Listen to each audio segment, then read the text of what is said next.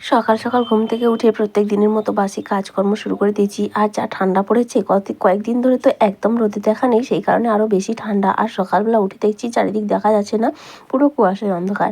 শীতকালে এটা হয়েই থাকে, তাই না? তো যাই হোক, এদিকে সকালবেলা বাসনগুলো এখন মেজে নিচ্ছি, এখন এক এক করে ধুয়ে নিচ্ছি। তবে জলটা কিন্তু ভীষণ গরম, জলে হাত দিয়ে থাকলে কোনো অসুবিধা নেই, কিন্তু জল থেকে হাত সরিয়ে নিলে তখন কিন্তু ভীষণ ঠান্ডা লাগছে। এদিকে বাসনগুলো আমার সব ধোয়া মাজা কমপ্লিট হয়ে গেছে। তারপরে ফ্রেশ হয়ে নিয়েছি, কিন্তু সকাল সকাল একদম স্নান করলাম না, বেশ ঠান্ডা লাগছে। তারপরে এদিকে চা বসিয়ে দিয়েছি। সকালবেলা ঠান্ডায় ঠান্ডায় কাজ করে একটু গরম গরম চা খেলে তবেই ভালো লাগবে। আর এদিকে দেখো, এই কাগজ ফুলগুলো আমি তো জানি গরমের সময় হয়, সেই রকমভাবেই এনেছিলাম, কিন্তু দেখছি এখনও হচ্ছে, মানে সারা বছরই বেশ ভালো লাগছে। ফুল জিনিসটা সবাইকেই ভালো লাগে। আর এদিকে মেয়ে ঘুম থেকে উঠেছে, কালকে মাথায় শ্যাম্পু করেছিল আর চুলটা একেবারে পাকিয়ে গেছে। চুলটা বেঁধেই ঘুমিয়েছিল, বেঁধেই দিয়েছিলাম রাত্রেবেলা, যাতে না জট পাকায় আর কি। তা সত্ত্বেও একটু পাকিয়ে গেছে, সেই জন্য এখন চুলটা খুলে ঠিকঠাক করে আঁচড়ে দিচ্ছি।